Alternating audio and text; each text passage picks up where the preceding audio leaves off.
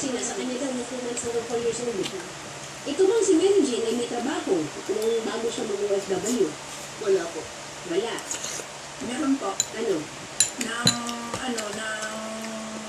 paiba-iba yung trabaho niya. Pero hindi ko, attorney, alam ko, nagsasabi siya ng totoo o hindi. Pero doon ako kumukuha ng balita sa mga pamangkin ko na may trabaho siya.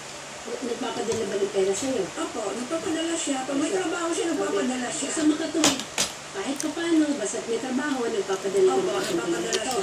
Mark, ikaw ba'y may pamilya ng iba ngayon? Wala po.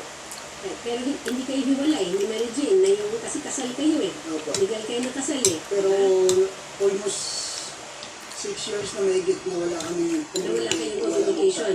As in, kailan kayo huling nagkausap? Wala na po. Wala talaga. Wala po. Nay, kailan mo huling nakausap yung Mary Jane? Noong October 22. Sus Maria Jose. So, lahat year. Simulan, nandito na siya attorney. Hindi man lang niya. nakapakita.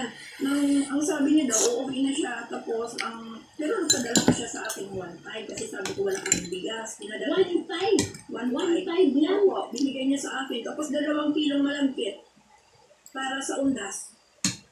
Hindi ba lang nagpadala ng asukal? Hindi. Kaya yung malangkit lang. Pero yung malangkit nandun pa rin sa bahay. Kasi yun ang inaano ko sa kanya na yun ang isasabog ko sa kanya pag umuwi siya. Sobrang galit ko. Kaya hindi ko yun Sabi inunod ko eh, anak ng anak, tapos hindi mo